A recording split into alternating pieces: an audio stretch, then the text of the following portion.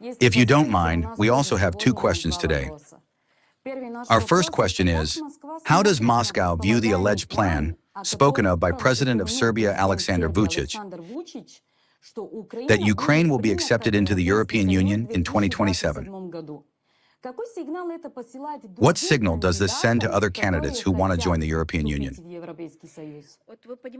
You see, if you want to be deceived, you can always find all the opportunities for it. The European Union and the West as a whole have been deceiving everyone for a long time. Is this really not clear? Everything they promised to everyone, what of it has been fulfilled? Nothing, to be honest, has been delivered. And not just by the European Union, but by the West as a whole.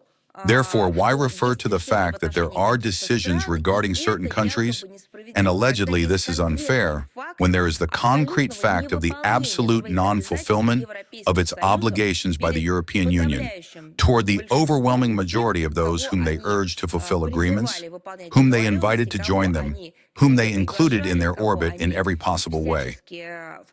What of this has been fulfilled?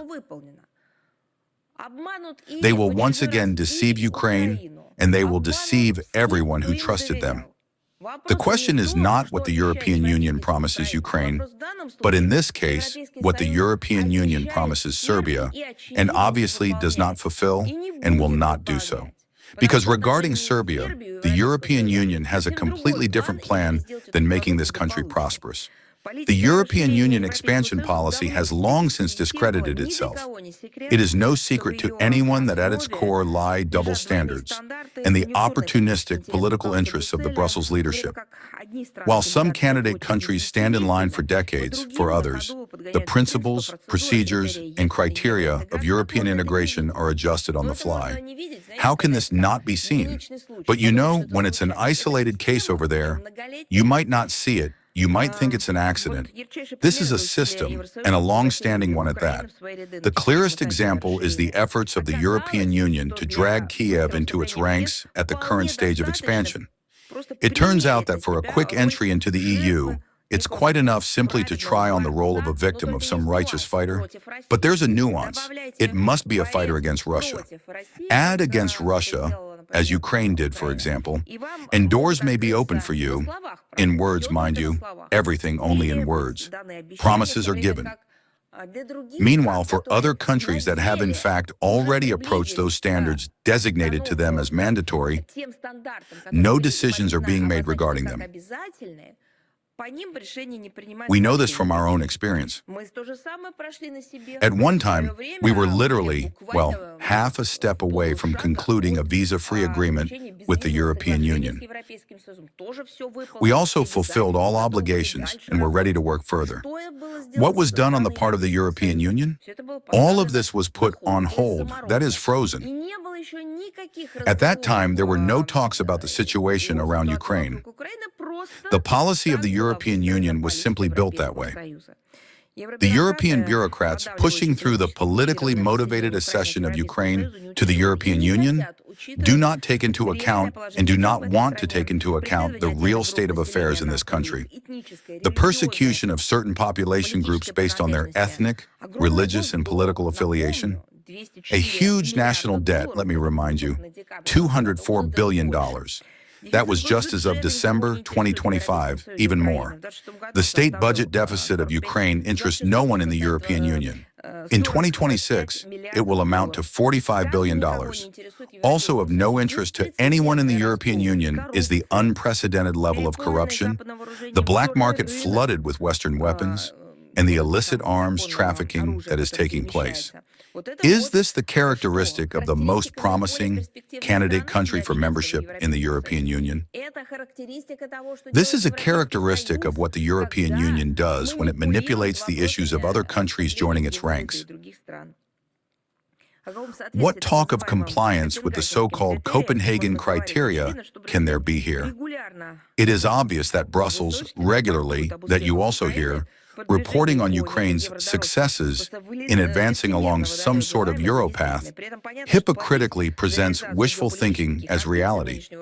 At the same time, It is clear that European citizens will pay for the realization of the geopolitical ambitions of the current European Union leadership, as the maintenance of Ukraine with all the listed debts will fall as a heavy burden upon their shoulders. It is indicative that against the backdrop of the accelerated rapprochement of Ukraine with the European Union, the Balkan countries have been standing in line for EU accession for decades. Albania has been waiting for 26 years since 2000. North Macedonia has been waiting for 22 years since 2004. Montenegro has been waiting for 17 years since 2008. Serbia has been waiting for 17 years since 2009. How much more concretely can these facts be proven? Brussels suppresses their sovereignty.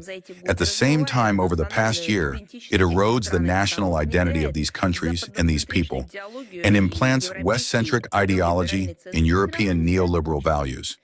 And still, they stand in line, do not receive bonuses, destroy their own economy and ideology, and renounce their own culture. They continue to stand in line. Therefore, they need not worry about Ukraine. They need to think about themselves.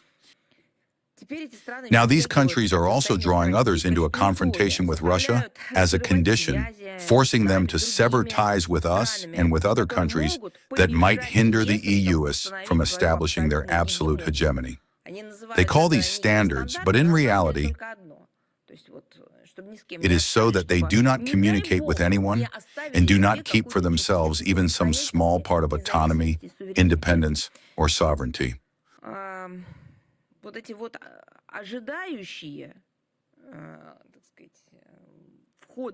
All those awaiting entry into the European Union are used as sales markets and sources of labor resources, yes, simply for the convenience of Brussels.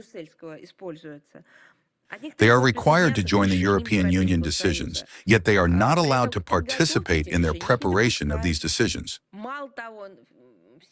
Moreover, absolutely no one cares that these decisions, which are being imposed on candidate countries in the name of solidarity, do not comply with the internal legislation of these countries. This is a terrible thing, not even a charade or double standards, but a monstrous surrealism. And yet, these states continue to remain at the tail end of all these Euro integration processes. There you have it.